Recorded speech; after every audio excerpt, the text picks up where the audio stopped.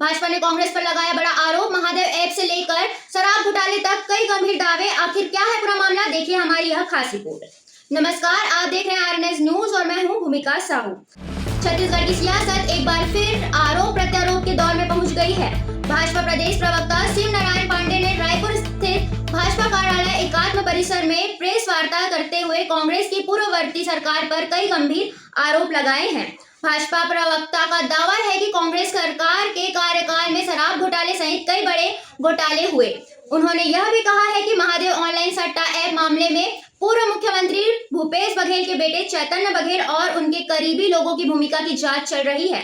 भाजपा का कहना है कि राज्य में सरकार बदलने के बाद इन कथित मामलों में जांच तेज हुई और कई आरोपितों के खिलाफ कार्रवाई की गई है।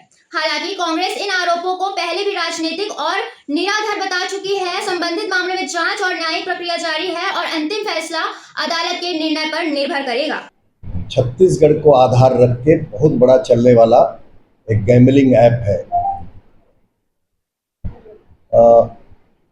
आप सबको मालूम है कि कांग्रेस का जब शासन था, भूपेश बघेल इस मुख्यमंत्री थे प्रदेश के, उस समय ये ऐप जो है उसका जन्म हुआ, उसकी वृद्धि हुई और उसका विस्तार हुआ। और उसके जो प्रमोटर्स थे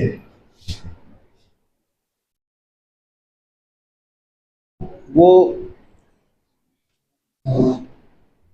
फिर यहाँ से विदेश चले गए और विदेश में जाकर उस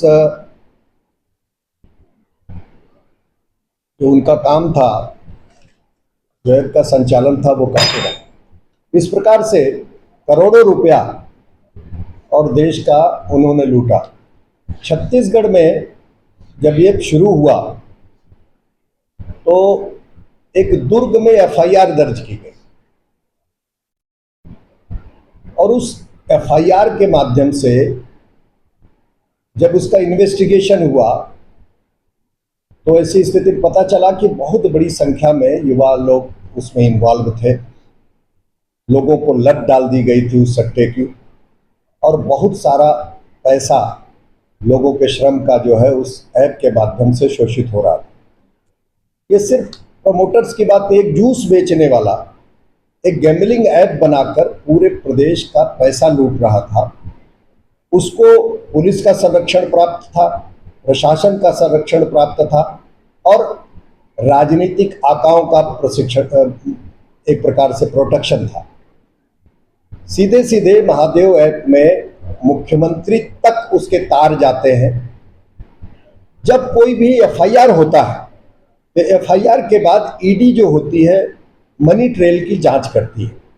अगर अवैध ढंग से किसी तरह से कोई पैसा बनाया गया है, पैसा लूटा गया है या आर्थिक अनियमितता की गई है तो उसका मनी ट्रेल क्या है, इसके लिए ईडी जांच करती है।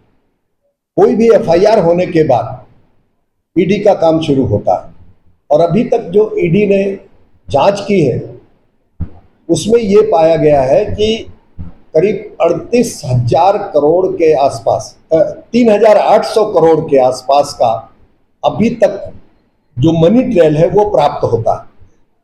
और अभी जो एक घोटाले को छुपाने के लिए अपने पदाधिकारियों के साथ, और अभी भी रामगोपाल जी अभी भी वो कांग्रेस के कोषाध्यक्ष हैं, उनकी जगह पर कोई नियुक्ति नहीं हुई।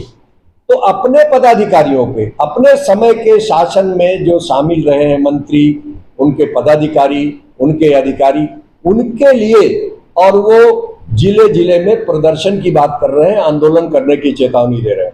तो कांग्रेस का साथ घोटालों के लिए है। आरएनएस के लिए अभिनेश त्रिपाठी की रिपोर्ट।